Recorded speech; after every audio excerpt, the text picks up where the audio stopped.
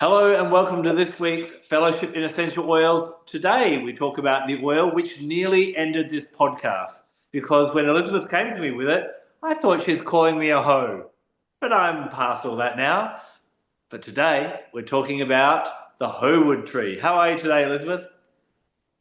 I'm okay, but I have to say, with on the hoe thing, I was thinking, well, how shall I dress? And I thought, is it controversial to dress as a hoe? So I will leave it to. I decided not to be quite so controversial, and I'm quite looking forward to talking about hoe wood because I don't think many people do. And to be honest, I'm really interested to kind of compare a bit of notes. Hoe wood is not an oil that I know much about, but hoe leaf I have a bit more experience with, and we actually talk about that in Gifts of Essential Oils. So it'll be interesting to kind of do a comparison in the chemistry and look at how some of these very generous trees and plants around the world give us multiple essential oils with multiple properties, which is great. Well, let me start by saying hoe wood is hoe leaf. Ah, okay. So it is coming from the leaf, Ooh. not from the actual wood of the tree. Yeah, quite right. So yes, because the wood of the tree is camphor. So it's a very, very complicated thing. And I've noticed that people only talk about Howood by saying, oh, it's a good replacement for rosewood, which it is, and we'll get to that.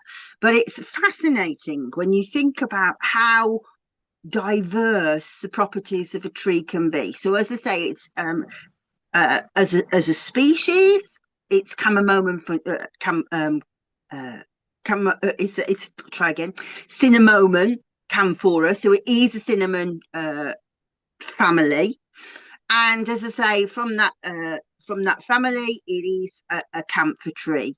And I've written quite a lot about camphor as an incense and as an essential oil. And one thing that really sparks my imagination is just how much it's loved in China.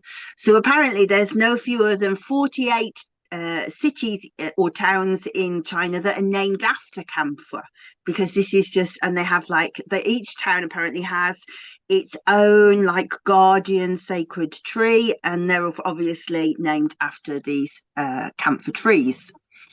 So that's the first thing. So there's camphor as well, I should say, also has many different ways of being. So we tend to use white camphor oil. It's a rectified essential oil, but there are other camphors which are more dangerous to use. So we have that camphor over there. Um, it also the same tree, the same species of tree, can also be Ravintsara. So this is chosen by nature by the chemotype. So Ravintsara version of this tree is really rich in cineol, and hoe wood is really rich in linalool.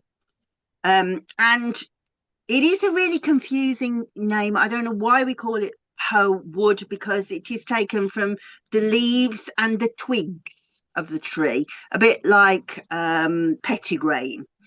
Oh, now I can see that Adam's pointing at me. Say what you want to say. I believe it's because it's from the Honshun variety of camphor tree. Could be. Correct. Yes. Yes. Honshun or Hoshun. And that's why we have hoe wood because hoe tree. So yes, so let's talk a little bit. Let's just cover a little bit of old ground. So as I say, it can also be Ravintsara, but that's a different essential oil, and we shouldn't mix Ravintsara up with Ravensara. Which has actually had an official name change now because it's becoming so confusing. And so that's Aromatica Ravensara. But so we have all of this like confusion going on. And then really the only reason that people tend to know about hoe wood oil or hoe leaf or hoe oil is because it is touted as a substitute for rosewood. So people say, oh, the rosewood tree is endangered. Rosewood is not a tree.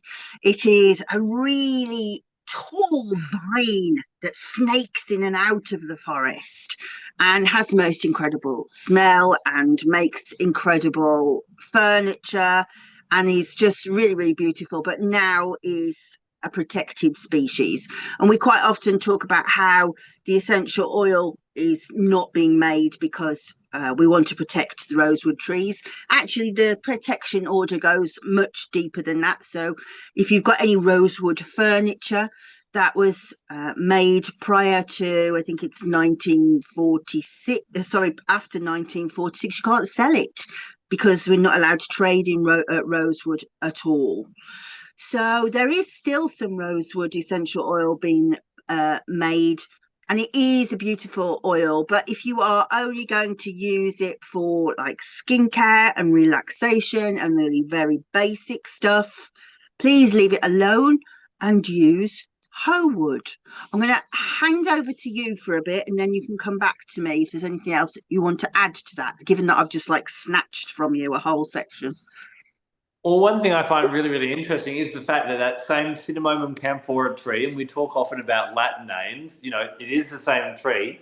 How, when it grows in parts of Asia, China, and a bit in Japan as well, you get an oil from the leaf that is high in that linalool, which we find in things like lavender, but put it in a different environment, and, we get Ravintsara trees, but still the same tree, high in 1,8 cineol or cineol, so a totally different essential oil from the same tree in different environments. And this is why where a tree grows makes a big impact. Yeah, exactly right. And so if somebody perhaps doesn't understand why that might be, I think most people will now who are watching, but if there is anybody new on the channel, the a plant doesn't make essential oil. We always say, oh, the plant's got essential oils. It doesn't. It makes what's called secondary metabolites. So those are chemicals that the body doesn't need necessarily to respire, to breathe, or anything like that, but they metabolize them in the system to make their lives easier. So, for example, if it's too hot in the sun, it's a way for it to cool itself down or to take up more water. They send them out to be able to attract pollinators. They send some chemicals out to be able to stop other plants from germinating, ground them, to stop caterpillars eating them. So yeah, so the terrain of the area sort of around Madagascar clearly has very, very different challenges to where you would find it in sort of China, Japan, where you would find hoe wood, and Madagascar would be more Ravintsara. Good point. Mm-hmm. So obviously you were saying before that it's really high in linalool, so it is a calming, relaxing skincare kind of oil. And I love what you said about rosewood as well. Is there any reason, why use the hoe leaf oil or the hoe wood oil? What separates it from the other relaxing oils, do you find?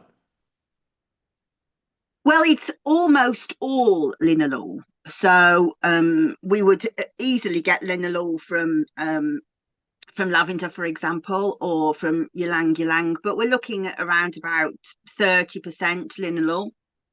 When we're looking at hoe wood, it's in the 90s, sometimes sort of 96, 97% linalool. And actually, when people buy linalool as a perfumery component, then what they're actually buying is hoe wood. That's what they're buying. So it's very strange that actually the adulteration is almost back to front that way. Sometimes you would say, oh, it's synthetic, but actually it's because it produces so much of it, why make a synthetic version of it?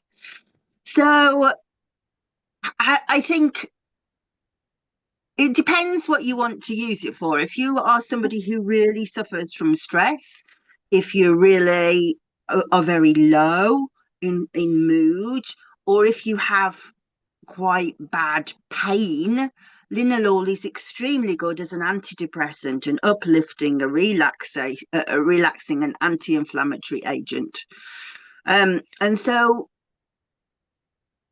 I mean, if you smell it, I mean, actually, mine's a very old bottle, so it might not smell the same if it was a newer bottle. And the fact that this is so old, I don't replace mine. It's not one that I use very often, but it does kind of smell like lavender, to be honest. And people always say oh, it has that rosy smell of rosewood. Maybe it does. Maybe the aldehydes have gone from mine, but that's not what I can smell. I can just smell lavender. Um, what's interesting to me really is the difference to the rosewood. So I talked about how the rosewood's very much a snaking vine. Well, if you look at Doctrine of Signatures, that is almost like almost like like a harlot, the way it sort of clings to you and it wraps itself around. It's very cosseting and like almost like oxytocin bonding stuff. I wouldn't have that. Because Mm. it doesn't grow like that. You know, we're looking at tiny little twigs of trees. It's just almost like the breeze helps the twigs to move the leaves, and you have that very gentle sort of sense of a light breeze, walking in a light breeze, which is really uplifting, very soothing, but it doesn't have that same aphrodisiac quality as rosewood. But that's not to say that I'm saying to you go and use rosewood, because actually I've had quite a really big falling out with one of the groups on Facebook about 3 years ago, where the woman had written loads and loads of recipes for skincare, and and all of them were rosewood, rosewood, rosewood, and I sort of just said, can we not recommend using rosewood for skincare? And she blocked me off the page and then sent me all sorts of nasty messages. But I do really believe very strongly that if it's just for a gentle face cream, there's better things you can use. But if you're somebody who is very stressed or who can't sleep or can't unwind, Homewood is a really reasonably priced essential oil that is, you're taking the top whack of the linalool medicine. I can't think of anything that's got more. It's like the most relaxing thing that you can find. So I would really recommend it to people who perhaps don't have a huge number of oils but really want to relax, or perhaps think, well, I really like to develop my relaxation oils, like a branch of of therapy. Homewood's great. Is it an essential oil that you would kind of leave exclusively to the night or trying to wind down, or do you think it would be something it would be okay during the day, or would you be worried it's a bit too sleep inducing? I think that if you were just looking to relax, like be relaxed generally, then it's probably a bit too much. But Yeah. if you are somebody who is really suffering from anxiety, or you've got, or perhaps, long-term anxiety, or if you have got a situation like a driving test, for example, that's just like overwhelming panic, then it's great because it just brings the brain waves into alpha wave very, very quickly. Mm. I guess if someone's a bit of a novice and they're trying to remember, okay, what's this oil for? I guess they would treat it like lavender, but it's like super duper lavender, really, isn't it? In a way. Yeah, And then it's the yeah, same it's sort of like chemistry. Yeah, yeah. exactly. So there is like a lavender on the market, which is lavender 4042, which is not genetically engineered, but like blended in a particular way so that you can get like 40%, I think it's that way around, 40% linalool, 42% linalool acetate. So you've got that perfect, easily replicated scent in things. Well, why would you want to go for 40 when you can ramp up to the 90s? I think, yeah, I don't think people talk about it enough, really. Yeah, and I love what you were saying too about rosewood, and we've had these discussions that when we talked about oils like Palo Santo as well. That Mother Nature can't always keep up with our demands. I think it's really interesting to also separate as well that how is everyone working with their essential oils? So when it comes to practicality and physicality, it's about chemistry, and that's where duplication is really great. What I love about essential oils, what I find so fascinating, is that If you don't like the aroma of a certain essential oil, like lavender, well, guess what? There are other essential oils that will have similar effect. You're saying Ho has a similar aroma, but petitgrain, bergamot, can have very similar effects with a totally different aroma. So, if you're trying Yep. to get to bed and your partner's whinging about lavender, you can go something like that. What is interesting, and a lot of the people that listen to our show do like the spiritual aspects of the oil. So we've talked about, and we did this with Palo Santo as well. Every essential oil has a different personality, and we will go down that path in a second. Rosewood, yes, does have a very different personality, as you alluded to Ho leaf and to everything else as well. But these ones, they're needed for sacred times or special times. And I found, I can't even remember the name of the company right now, but I have one that, there's a lot of documentation on their sustainable sourcing of rosewood. I have a bottle of it and I don't use it very often for that exact reason. There's so many different things that I could put on my skin, but there are certain times where I'm like, no, that's the personality I need. So, you know, physicality, look at the chemistry, but when we do get the spirituality, every oil does have a different signature, doesn't it? Exactly. And the signature of anything that comes from camphor is purity. You know, I don't know if any of you have ever burned any camphor. It flames almost like phosphorus. It's really, really bright and has this beautiful, very white smoke, which is why it's used in Chinese offerings, because it tends to do an almost like straight up vertical plume of very, very white, pure white smoke. And that is the feeling that you get with any of the sort of oils that come from this tree. So, like camphor wood is just like serenity itself, but it's like a real sacred, I'm going to sit on the side of the mountain with my Tibetan prayer flags kind of quiet.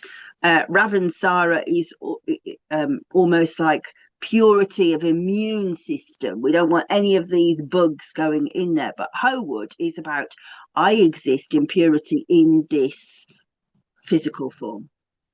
That Mm. my thoughts are pure. They're not necessarily transcendent to the gods, but I am not worrying about that, Bill. I am not worrying about what people have said to me. Those thoughts of somebody saying something nasty to me, just they drift away. So it doesn't, to me, I don't think it really has like a religious or a spiritual aspect so much as an emotional and a mental aspect. Sorry about the train being very noisy. Um, and that, I mean, I think that's what's quite interesting. Normally you're able to go mind, body, spirit and go through and kind of feel the differences, but sometimes tea trees like this, I think that although I know you talk about the spiritual aspects of tea tree, and I do think that's because you're in Australia and I can't feel it here, but sometimes you just can't tap into a particular level of something. And I think with Howood it does feel very much mental, mental, emotional, and there's not that much out there. It clearly has stayed in the camphor tree, I think. I really love what you're saying there about its effect and that kind of purity. Another word that I often use when I'm talking about whole leaf oil is like grace. I find it's a really good oil for what we all have things in our life that we want to achieve, but normally we need to do things differently to what we've done in the past, and that can bring up any form of fear or apprehension or anxiety or things like that. And that's where I find a whole leaf is a really great one. Remember that leaf oils are, I work with them being with the mind and the air element. And I find that this is a really beautiful oil for helping you to approach different or scary things in a different way. And in a different way, what I mean, a more relaxed and a more graceful way. We can go into a challenge defensive, fearful, or we can just surrender and go in there and go, let's just see how this plays out, almost with a bit of curiosity. And I find it's interesting that it is used often as a bit of a cleanser and an incenser, or different parts of the tree are. I find use this one to allow you to navigate through the changes in life that you need to bring into your life, because you can't stay the same, because if you're not going forward, if you're not growing in nature, you're decaying. And this will be a really nice one for helping you approach difficult things in a graceful and serene way rather than a bull in a china shop heading in and being full of, worrying about all the things that could go wrong when most of the time none of those do actually go wrong. Yeah, I think that's beautifully put. Um, one of the I have a quality that I will pack as much as I possibly can into a day and then work so hard at it. And then I'll be like, but nobody's helped me. And the more stressed that I get, the more nasty that I can get quite defensive with people. And as you quite rightly say, linalool's very good at being able to say, you never asked them to help you, just chill. Yeah. Yeah, yeah. I'm going to ask a question of you, which is slightly off tangent, but it's just kind of popped into my head as we've been conversing. Um, Obviously, a lot of our essential oils that we know really well, I guess a lot of the traditional ones, are from that European region type of thing. We're obviously talking about an Asian oil tonight. In your experience, and I know we're talking about dabbling with some rarer oils as we go on, do you think there are places in the world that still have untapped knowledge in essential oils and maybe, Africa, South America, parts of Asia. I know in Australia, we've really been diving in. I've been diving into all these weird and wonderful ones that people have never heard of in Australia. What's your opinion on, what else the world has to offer that maybe we haven't dived into because it feels like aromatherapy is dominated, that may be a bit too strong of a word, by the European plants? I think you're absolutely correct. And I think that I think we're in a kind of a crossroads place, really. And the crossroads has many different aspects to it. As I'm sure everybody is gathering by now, you and I have a very strong feeling that we're going very much towards clinical evidence. And so therefore, every time somebody does research, it will be into clinical evidence of something that we already use. And so in effect, what we're doing is going over the same ground all of the time. And that's fantastic for clinical medicine. That is absolutely amazing. But there is a spiritual aspect that's getting lost, which is why I've opened the Aromatic Mystery School, to really try and fight for that side of things. But I think also with that, we go over the same ground over and over again, looking to see what thyme can do, looking to see what lemon can do. And the more that we talk about that, the more people kind of search on the internet for that, the more we move away from a new market of understanding. And then, of course, in places like, well, let's say Brazil or, South Africa, all different parts of Australia, they all have medicine people. They have their indigenous trees. They have their medicines that a lot of them, particularly in Black communities in Africa, just don't want to be engaging with the doctor's medicine. They've got their own medicines. So there are, without doubt, medicines that we're not using, and actually to a certain extent maybe that's good. We shouldn't be appropriating people's indigenous medicine, I believe. And I mean, this is probably an out of date statistic now, but I do remember them saying that they were expecting by 2025 1% of the earth would be given over to essential oil production. I actually think that now 2025 has come, it's probably bigger than that. And that does worry me, because where is the diversity of species for my bees?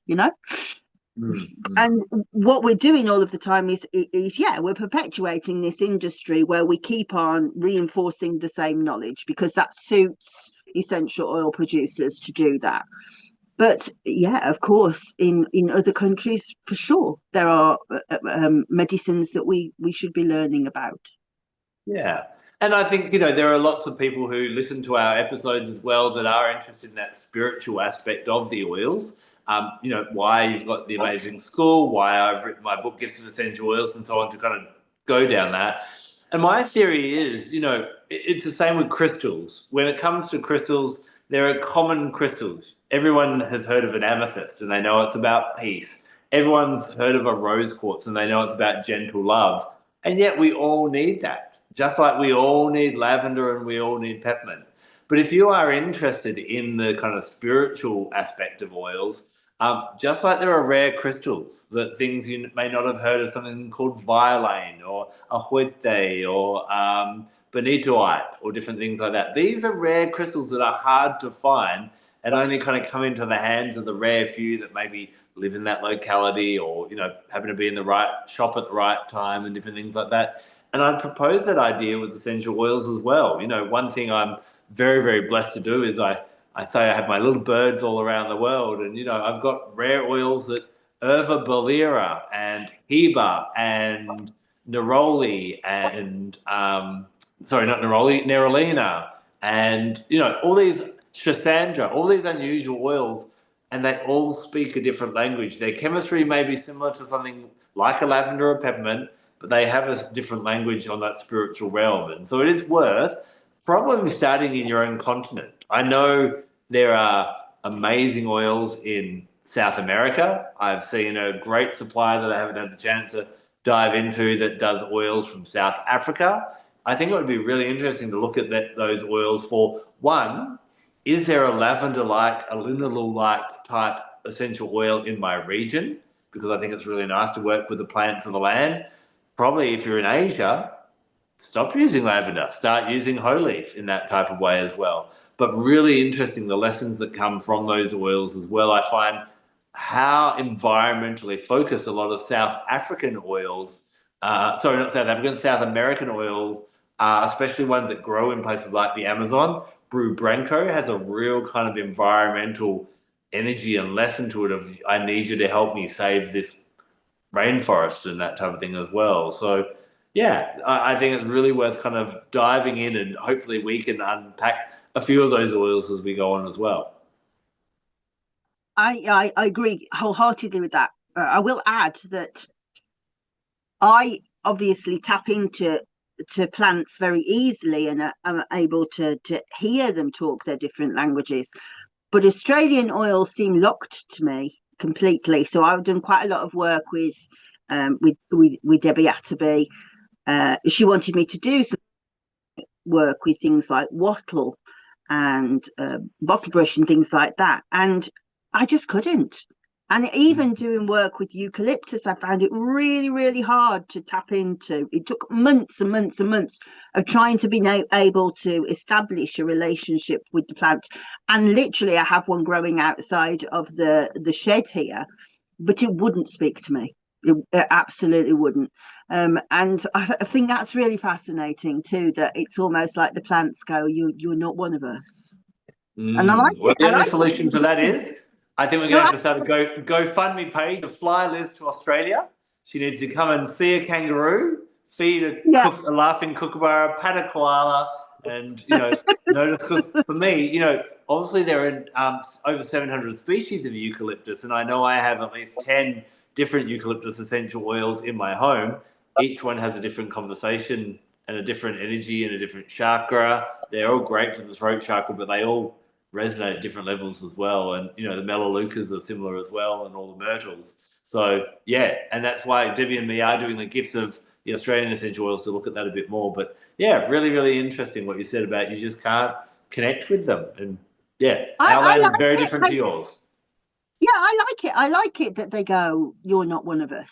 I quite Mm. like that, because I think, well, that really adds even more to, your Aboriginal culture's connection to the tree, that the tree is also going, that's who I connect with. I don't connect with you. You stay out there. I like it. Yeah.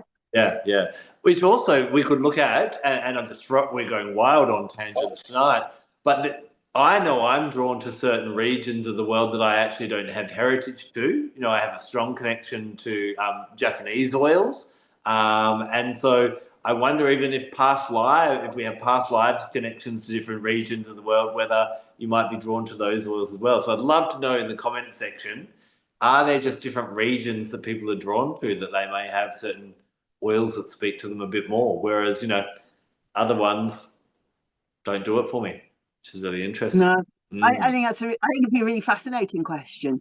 I'm doing the Native American cedars at the moment, and I'm finding that they will talk to me, but they have a habit of going, but my name's Cedar. And I'm like, no, you're Thuja Excellence. No, I'm Cedar. And I'm like, but you can't all be called Cedar. I can't do it if you call it all. And I really thought my original feeling was, this is colonialization. But I've realized that the trees go, no, we're cedars. It's very difficult. It's very interesting to kind of allow the plants to talk to you that way. So you're finding that they want to be known as a collective of we all work together type of thing? Is that what you're kind of feeling? What if they're all going, no, we're all cedar? I think they want to be called what their people call them. Got you. And because so, like, for example, and it's really interesting actually. We've gone so off topic now, but never mind. A lady called Anne Harmon put a paper out the other day, and in amongst the cedars talking to me and going, no, our name's Cedar, she was writing about, really think it's time that people really involve themselves with getting clear on Latin names. And the more that I was like, yes, I agree with you, Anne. But after a while, I was starting to think, this feels really colonialist now. Why should we force like a Latin name onto a tree that belongs to a people who are really not interested in Latin names? And I could feel I was dreaming it and all sorts. It was going over and over and over. But with the cedars of North America, all go, but my name is Cedar. It's really interesting because of the other thing is, of course, they're not actually what we would call cedars. They're not cedrus, but they insist our name is Cedar. Amazing. And talking about honouring the local names, that's why I've switched, in some of my earlier works, it was Hawaiian sandalwood. I've now changed to Iliahi, Iliahi, which is what the local Hawaiian people in Hawaii would refer to that tree as. So it is getting to know that tree, its culture, its personality, that type of thing as well, which is, all the journey that we're all on. And there's no right or wrong, but it's definitely I think it's really important to kind of be a bit more open to what comes through. Latin names are great, so you know what chemistry you're working with and that we're both talking about the same tree. Before we recorded today, my only question to Liz was, we are talking about Cinnamomum camphora. Yes, we are. Cool. Let's go. But that in itself, that's confusing. All right, so Anne's point was correct that we should say var linalool, var cineol. That was correct, but we could have easily just have been talking about a camphor tree as well. It's fascinating. So let's kind of bring home our hoe leaf or our hoe wood conversation. Chakras. What do you find that for chakras on this one? Brow chakra. I would agree with you. Why would you say the third eye chakra? I just think first of all, as soon as I pick it up, it's kind of resonates purple. That's all I can see when I smell it. All I can, like, this purple haze. There's like a lavender haze that comes out, but this clarity of thinking, but also this mercurial aspect of how many things it kind of seems to be hiding as. Is it camphor? Is it Ravintsara? All of is it hoe leaf? Is it hoe wood? That's very mercurial as well. And one of my favorite aspects about Mercury medicine is how one can have a dream or a vision of what one wants to do, and you think, right, that's my idea, that's what I'm going to do and it's kind of light and effusive, and it's really quite simple. That's what I'm going to do. But the actual process of getting it through your hands into the physical world has so many strings, so many avenues, so many questions, so many things that you've got to do to make it a concrete reality, that I really like this idea that there's almost like no substance to it in the mercury world, but when you try to make an idea concrete, then it's much, much heavier. So the lightness of it feels very mercurial to me. So you would allocate it to the planet Mercury? Yeah, because I'm lazy. Yeah, fair enough. Okay. Well, I'm going to disagree with you. I'll agree with you, Shaka. I'm going to disagree on the planet. I actually find this one, I know it's got black berries, and I find anything that has black berries does bring in a bit of a Saturnian energy about it. And Ravintsara, I attribute to Saturn, and I do with the whole leaf as well. I find this is a really nice one at helping you just to cut the crap and get things done, but not in such a disciplined way where you might use, other oils that are very focusing of the mind, but just kind of like almost floating through. You know how there's some people that almost float through life and don't get caught up in too much of the hubbub and the malarkey that's happening around them. They just go straight through. I think that, yeah, it's got a really graceful Saturnian energy about it in that way. So I attribute this one to Saturn. I think that about you. So do you that you have that quality? So how does the oil resonate with you? Do you feel like a kinship to it? To be honest with you, no, it's not one I have. It's not. It's actually not one. I ran out of it a while ago, and the aroma didn't do too much for me. So quite interesting. Is it that, yeah, to propose another idea? Sometimes there are things that may be so like us that we don't need them. Well, maybe. Or Yeah, I do. Yeah, I do agree with that. That quite often we'll choose oils because they're like an antidote to our nature. Yeah. I find that with crystals, I'm rather hyper organized and hyper structured. And so crystals that grow in squares, things like fluorite that people or pyrite, are normally really good for getting your act together. I have no drawing to them whatsoever. So maybe that's why. But another conversation for another day or for the comment section as well. Also, though, I do like that you're voguing as you do it. So show me a square crystal. I love it. I love it. Hey, That was really fun. I know the whole Vogue routine, but hey, we won't get into that today. Well, actually, we will, but we're not going to do it live on camera. I'm going to finish it up here and there. We'll be back next week to explore another amazing gift of Mother Earth. We're nearly up to 100 different episodes and 100 different oils, and guess what? We're brewing something in our magical cauldrons. It's going to be really exciting. Once we hit 100, you're not going to know what's hit you. Be prepared, stay tuned, and thank you for all your kind messages wherever you watch or listen. We'll see you next week. Until then, take care and blessed be. Make sure you like and subscribe. We'll see you soon. Bye bye.